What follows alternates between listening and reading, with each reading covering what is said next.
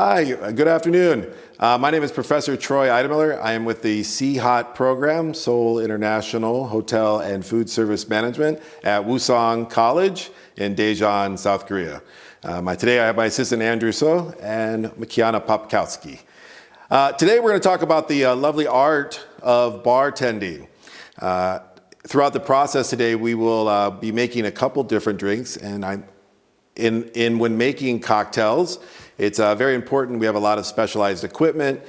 We have very specialized techniques that we use in order to make a delicious, beautiful, and wonderful cocktail. Just on a side note, when we talk about the beverage world, we talk about the opportunity that you can make for yourself learning these basic bartending skills, and then we can take you around the world. In my career, I've had the opportunity to travel around the world, teaching and educating people about not only spirits, of liquors, and combining those different flavors together, but I've had the opportunity to teach them where the students that I've taught have also then gone around the world with this particular skill. It's highly portable, which means throughout the world, people are always asking for new and interesting cocktails, like some of the classic cocktails. So as a young person at that time, I won't state my age, but as a young person at the time, I was at the forefront of the opportunity to use kind of the approach that we use here is it's nothing more than liquid food. So we're basically taking fresh ingredients or fine ingredients, and then we're combining them with distilled spirits and liqueurs and various different flavors. And then we put those together in order to create like a beautiful cocktail. Over the last 20 years, we've seen a huge transformation in the international community, particularly for resorts and high-end cocktail bars and lounges. We've seen this movement of guests not only wanting, or rather enjoying, but also wanting something new, something different, something unique. So our approach has always been take a classic cocktail and then make it something different. There's always a place, and there's always a home for these beautiful classic cocktails, and I think some of my favorites always have been, and always will be the classics. But I think the fun part of bartending is to create something new, something unique, something different. And so what we're going to do today is we're going to take 3 classic recipes, and I'll explain each in turn. And during the process, I will also explain the different equipment that we use. And hopefully we'll give you a little bit of inspiration.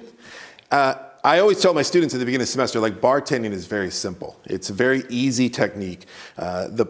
It's mastering those techniques and then being able to think creatively to make a cocktail that's unique and interesting. So what we're going to do today is to take 3 basic cocktails. We're going to take a mojito, which is a classic cocktail from Cuba originally. And it's a combination of, traditionally it's just mint, lime juice, sugar, and rum.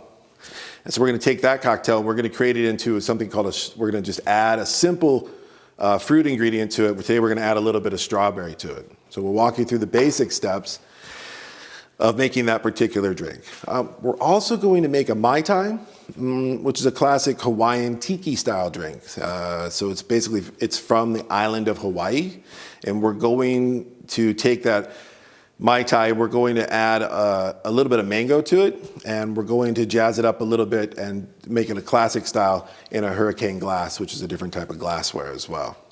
I believe the third drink we're doing today is a take on a 1885 drink called a Daisy.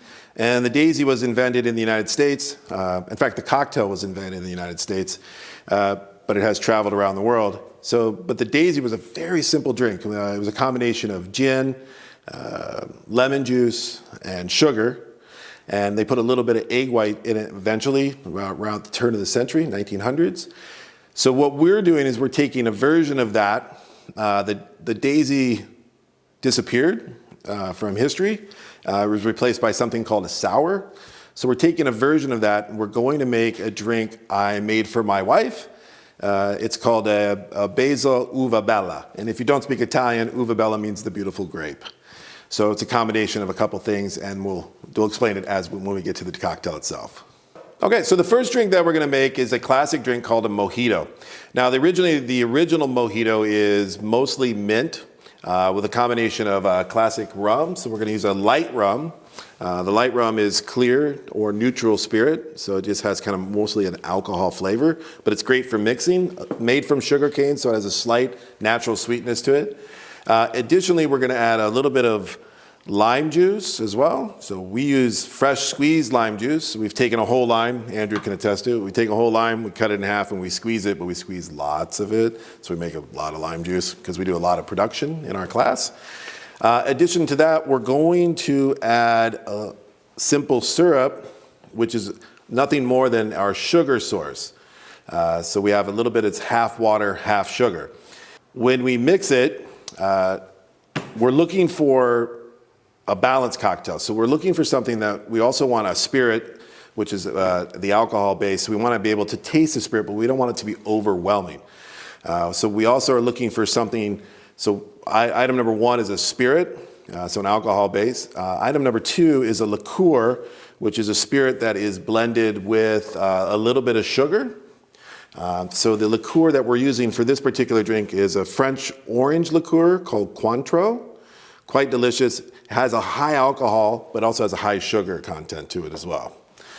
So we're looking for spirit, a little bit of liqueur. We're also looking for acidity in all of our cocktails. So we try to add something with a sourness. It's the part that makes your mouth water. So lime juice, lemon juice, mostly citrus fruit tends to be the best option.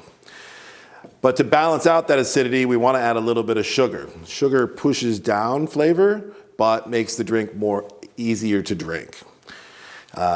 Then once you have your spirit, your liqueur, your acid or your citrus base, your sugar to give it a little bit of sweetness, then we try to introduce other flavors into it. So we're going to be using mint as our main flavoring for this particular cocktail. So that's the traditional cocktail. It's just mint, rum, a little bit of orange liqueur, lime juice, and sugar. Today what we're going to do is we're going to add one more flavor to it. And what we do in order to add flavor, everybody likes strawberries. So we add a little bit of a strawberry puree. Now with the puree, it's simply taking these strawberries here and then blending them and straining that out and putting it into a bottle. It's quite simple. It's an easy thing to do. If you don't want to go through the process of blending, this is mostly for speed. You can just add the whole strawberry into the glass itself. All right. Or Kiana can make the exact same drink as I make it. So we follow the recipe so that it's consistent. And also, for those of you in the business world, we also want to control our cost as well. So we want to make sure that we control cost. So we use it for measurement for two purposes. One, for consistency. So it ensures that the flavor is always the same, the color is always the same. And two, cost control. So we want to make sure that we're financially responsible for our business. Okay. This particular measuring tool is called a jigger, and this actually is called a Japanese jigger because traditionally the jigger was invented in the United States, but the Japanese one came along, and honestly I think it's a little bit better. Sorry, my friends back in the U.S. Because inside, which you probably can't see, there's little lines with measurements as well. All right. So we have one side which is taller, and if you fill it all the way to the top, it's 45 milliliters. And on this side, it's a little bit smaller. And if you fill it all the way to the top, it's 30 milliliters. Inside here, we have graduated lines, which you can't see, I bet, but it's 10, 15, and 20 milliliters as well. So we can measure the line by simply looking at it and memorizing those lines. All right. So let's get started in making the drink. First step. When we add an ingredient, any solid ingredient that we want to remove the flavor, we have to do the first step of any drink. If we add a solid ingredient to it, we have to do a process of drink making called muddling. That requires a special tool, which is nothing more than a flat stick with a long handle, and this is called a muddler. This one in the United States cost me, right around $70. And this one in Korea cost me right around $3. This one works better than the one that cost me $70. So It's up to you however you want to do it, so you don't have to spend a lot of money, but this happens to be mine, so this is the one I prefer to use. But if you just go to the local store and pick this up for like $1, $2, or $3, it's perfect for you. Or 3,000 won, yeah. All right, so a muddler is nothing more than a tool used to crush ingredients, to remove oil, water, and to break down the cellular membrane of the ingredient that we're using. So it releases those flavors. When muddling, too hard gives you bad flavors. Too soft gives you no flavor. So there's a kind of an in-between stage that we want to have. We always say you muddle with firm, push down firmly, and twist with firm but gentle. It takes a little bit of practice. So what we're going to do is we're going to start with our first ingredient, which is nothing more than mint. So I like a lot of mint. So we're going to start here. We're going to drop the mint just into the glass, right around that much. And then we're going to take our muddler. Make sure you hold onto the glass so it doesn't fall out. And you're just going to push and turn. And if you get the opportunity, as you do the pushing and turning or muddling, if you have the opportunity, you can start to smell the beautiful aroma of mint coming out of the glass into the air. So you start to see and smell your first ingredients. All right. It'll start to turn a dark color. You don't want to tear, you just want to gently push and release all of those oils. All right. That's all there is to that. You've created a little bit of a pulpy mint mess on the bottom. Next we're going to do is we're going to add our ingredients. We're going to start with Bacardi light rum or clear rum. We're going to add 45 milliliters to it, which is the top of this Japanese jigger. Pour that right in. Our second ingredient, what we're going to do is we're going to add Cointreau. It's a French orange liqueur. Grab it by the top, pour right across. We're only going to add 15 milliliters to it. Put that in, a little hint of orange flavor. Then we're going to use the classic flavors. We're going to use a lime juice, which gives it a little bit of lightness and sourness to the drink. In our squeeze bottle, we'll squeeze in 30 milliliters.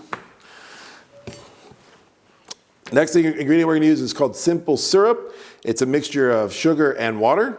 We'll add 30 milliliters to that. So right now we have your basic mojito -1 ingredient, which is called soda water. We'll add the soda water after we get done mixing it. I'll explain in a second. Our last ingredient, to make it a little bit more special, is we're going to add a little bit of strawberry puree. This is nothing more than strawberries that have been blended up with a hint of sugar.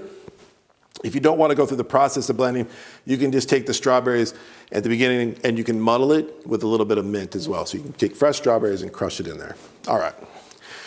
Don't need too much. It's a very strong and very distinct flavor. So we'll add 30 milliliters of our strawberry puree.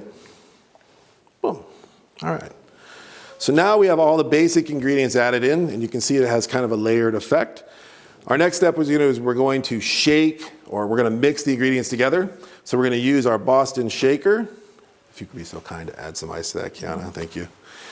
So we'll take our friendly mixing tin, put the mixing tin and the mixing glass together, and when those two are combined, it will create the Boston shaker. All right. Once again, place that directly over the top. So we have all the ingredients in here except for one ingredient, and the last ingredient, what we're going to add, is called soda water. Now we don't want to put soda water into the mixing tin, because if we shake it, in a second we'll be doing that, when we shake it, if you have soda water in there, the CO2 bubbles will expand and it may pop open, and also you'll lose all of the bubbles from the soda water. So we want to make sure we put the soda water in after you shake. All right, so when we shake, put that into your left hand, two fingers, one thumb. Put your other hand here. Shake left to right, not at the guest because we don't want it to go over them.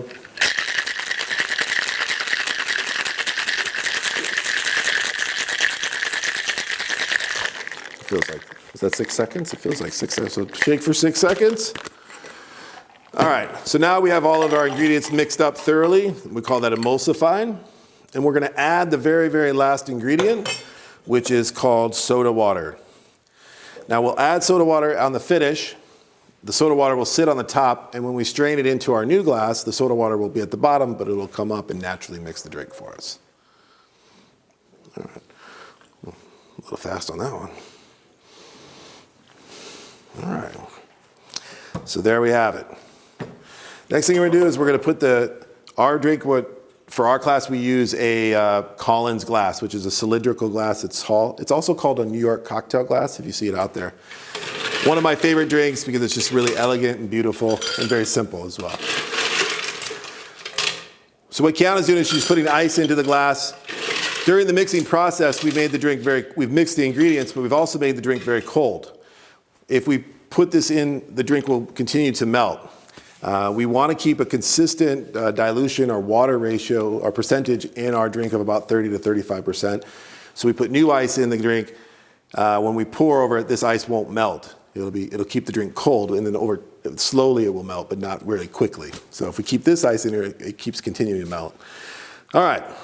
So the next we're going to do is we're going to do double strain. So we're going to take our fine mesh strainer, and I'll use a julep strainer as well. Place the julep strainer directly in the middle. Put your index finger on the top. All 5 fingers or 5 fingers are grabbing it plus your thumb. Just use your fingertips. Place this directly over the middle, and then just commit and pour right in the middle of the Collins glass in the double strainer. All right. Excellent. Good job, Kiana. Good job on the ice. Makes us all look better. All right. So that's our version of the strawberry mojito. Before we serve it, we're going to do the very last step in cocktail construction, which is garnishing. And we want to make sure the drink looks beautiful. So I have a very simple garnish to this. All I do is I take a lime wedge and a mint sprig, and we put those two together. So put the mint in, pull it open, make it look beautiful as much as you can. Take a lime wedge, place the lime wedge behind it as far as the guest is concerned. So for the camera, here we go. Place it right here like that. Turn it aside. And then we're going to add a little bit of powdered sugar to it. This is nothing more than sugar powder, just to kind of give it a frosted effect or to give it kind of a nice, another sort of a visual appeal to it. Doesn't want to come out. All right, there we go. Last thing we're going to do is we're going to add our straw. Always place the straw behind to the drink. When we present it to the guests, we present all of our garnishes at 2 o'clock in the straw as well. And there you have it, my friends, a strawberry mojito, which is a much more delicious version, I think, than a regular mojito. Cheers, enjoy.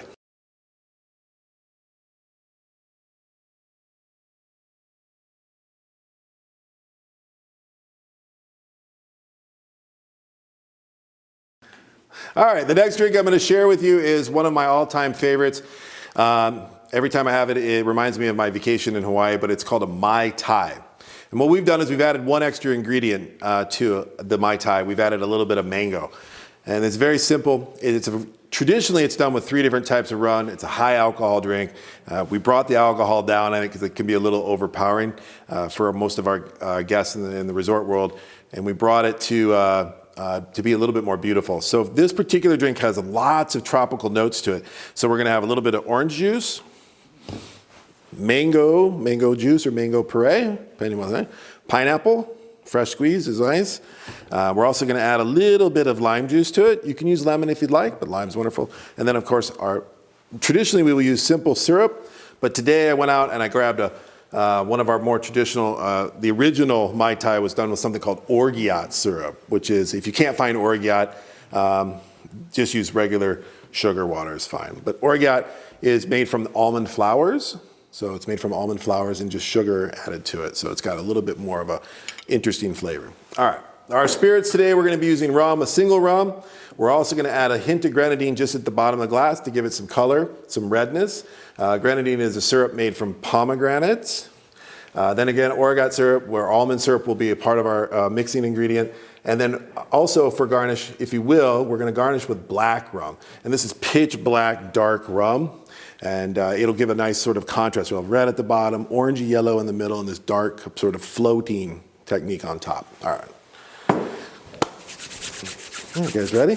All right, let's do it. All right, first thing we're going to do is for the ingredients, we're going to add 45 milliliters of light or clear Bacardi rum. We'll measure that out with our jigger and just put it into the mixing glass.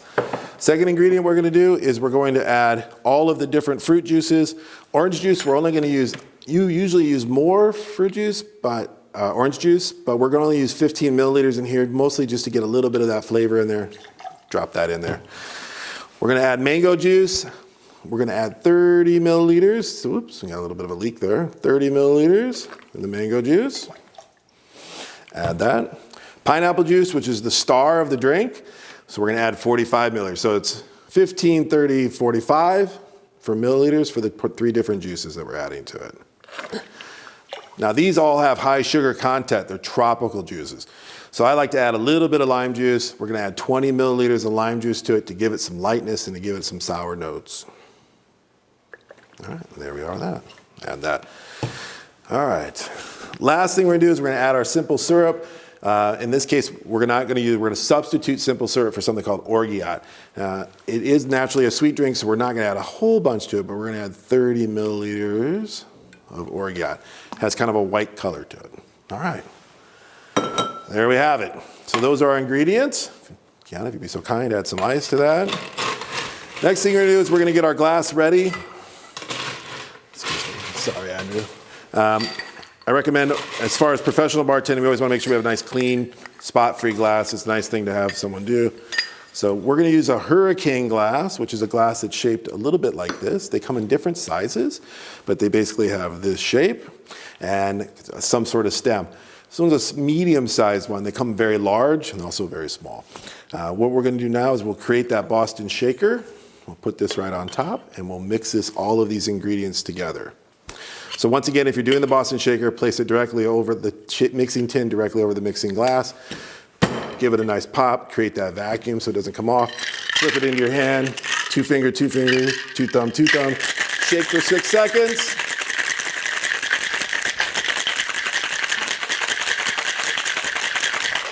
All right. Now the tricky part doesn't want to come off again, so just give it a nice quick easy pop, pour it back into your mixing glass. All right, so now the drink is ready to be strained into our glass. We'll use new ice, only 2 right there if that's possible.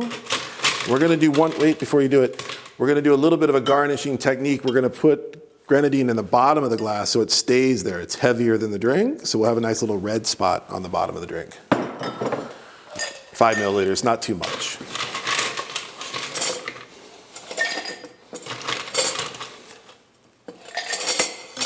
Perfect, thank you. Maybe 1 or 2 more. Perfect, thank you. All right, this time we're going to use a julep strainer. Same method as Hawthorne. Place it into the drink, it naturally falls in. Put your finger right on top. Grab it with your fingertips. No double straining this time, we're just going to pour directly over the top.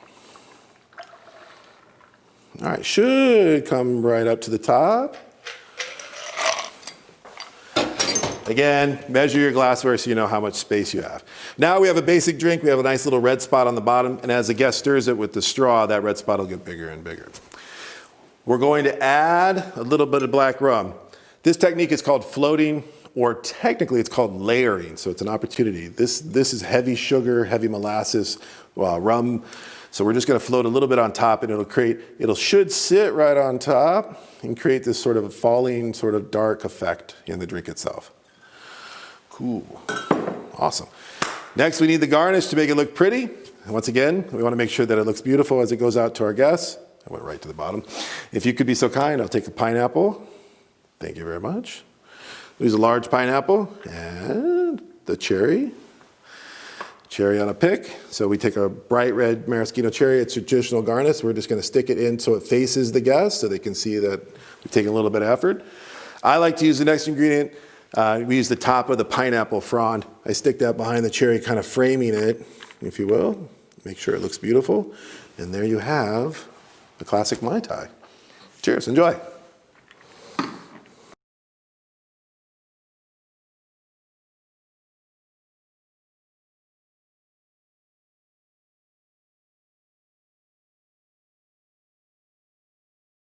All right, so the next drink we're going to make is a modern take on a 1885 drink called the Daisy, well, roughly about there.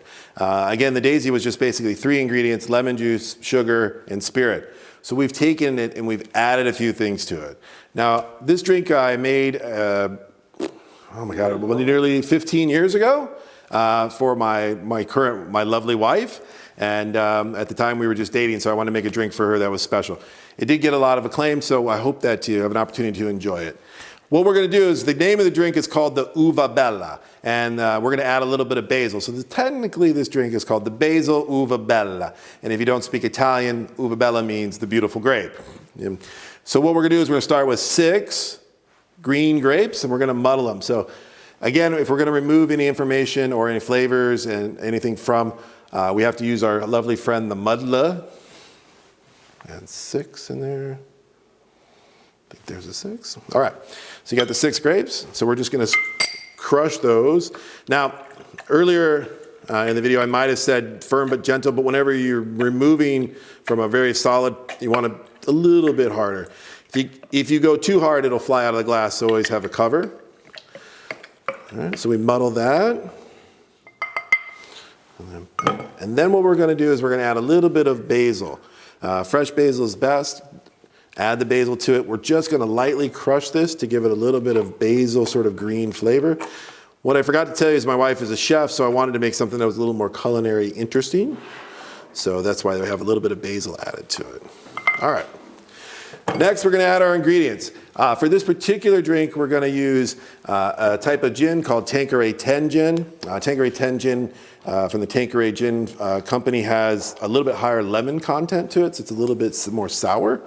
We're also going to use one of my favorite liqueurs in the whole world called Saint Germain. It's from elderflowers. The elderflower is a flower that grows in the Alps at a very high altitude. Every day, gentlemen walk up there with bags. They hand pick the flowers. Every afternoon, they walk down. They then squeeze those flowers, just precious little drops of water and beautiful sort of perfumed aromas, and then they take that and they distill it into this beautiful liqueur. So we're going to add that to it, plus it comes in a really cool bottle. Additionally, we're going to add a little bit of lemon juice and our friend simple syrup. One other thing we're going to add to the drink, it sounds a little weird, but egg whites. And we'll talk about when you mix egg whites, we're going to create, like in our shaking tin, we're going to create a little bit of meringue. And the egg whites will separate and come to the top, and it creates a nice creamy texture and white layer around the top side of the drink. All right, that being said, let's do the measurements. So, our friend the jigger, that's the dirty one. Sorry, our friend the jigger. We're going to add a little bit of Tanqueray 10 to it, so 45 milliliters Tanqueray 10. Put that over. And then we're going to add 20 milliliters, 15 or 20 milliliters, depending on it, but my wife likes it, so we'll add 20 milliliters of elderflower liqueur by Saint Germain. Then we'll add our lemon juice. We need 30 milliliters of lemon juice. We want it to maintain a sour. So we're going to take this from the Daisy recipe into a more modern version. The most popular drink in Peru is called a pisco sour. Pisco sour is these basic ingredients and another 30 milliliters of simple syrup with egg whites. So we're going to add our egg whites. 30 milliliters of egg whites. It's quite a delicate process, so be careful with those. All right. So those are our basic ingredients.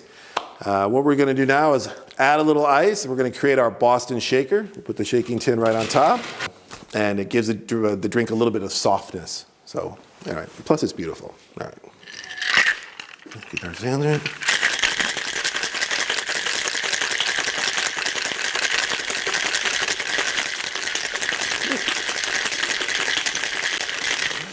Whew, don't hold your breath when you do that. It's a little exhausting. All right, pop that off. Now you can see we've created this beautiful sort of like milky, uyu looking sort of mixture. Yeah, but we have to move quickly at this point. So we're gonna go back to double straining. So we'll take our fine mesh strainer and our Hawthorne strainer. We'll put the Hawthorne strainer into the mixing glass.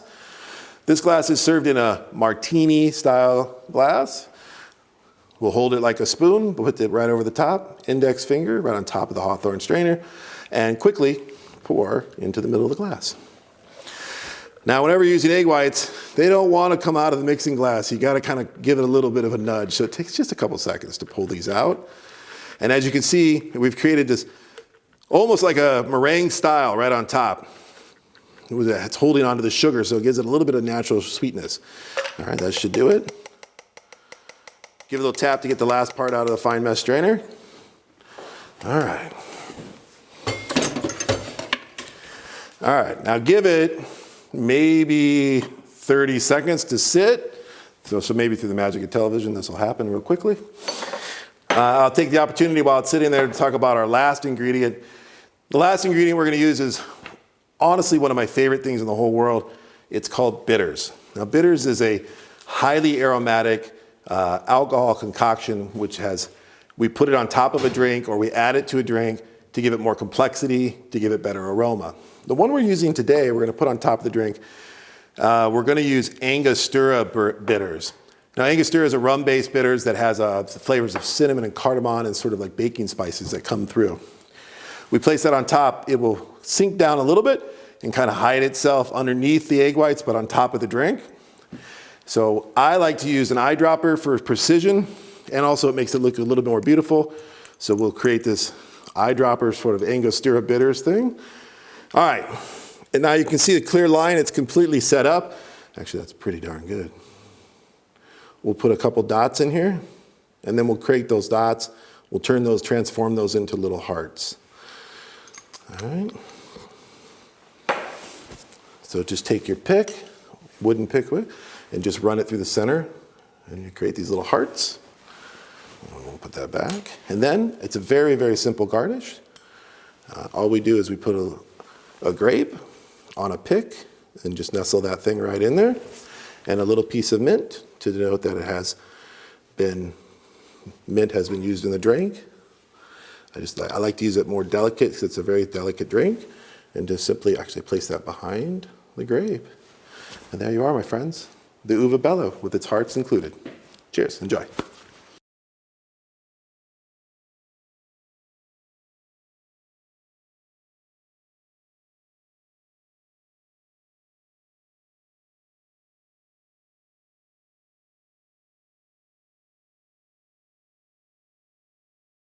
Hi, welcome to CHOP. My name is Professor Troy Idemiller. I represent the Seoul International Hotel and Food Service.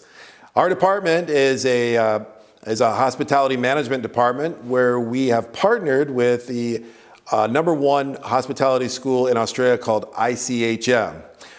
Our students come to us, they spend 2 years in our program, and at the end of 2 years, they have the opportunity to go down to ICHM. Once they've completed their associate's degree with us, they then head to Australia for 1 year, and they will get their bachelor's degree. Here's a couple of our lovely students here. I want to introduce you to Andrew Suh. He'll tell you a little bit about the first year's programs. 저희 학과는 이제 각 부서별로의 실무 능력 중심의 수업을 하기 때문에 매우 도움이 많이 됩니다. 그리고 많이 재밌기도 하고요. How about you? What are the programs in year 2? Year 2 is more focused on the managerial courses that we would need to succeed. We have courses like learning the opera system for the hotel, running the front desk. And after you do your first semester, you go to your internship in Australia or wherever you choose. Well, I think we sent students to Dubai and Vietnam, Thailand. Saipan, Spain. Yeah, so we sent students all over the world. So thank you very much, guys. Appreciate that. So anyway, come to CHOT, and we'll open the world for you.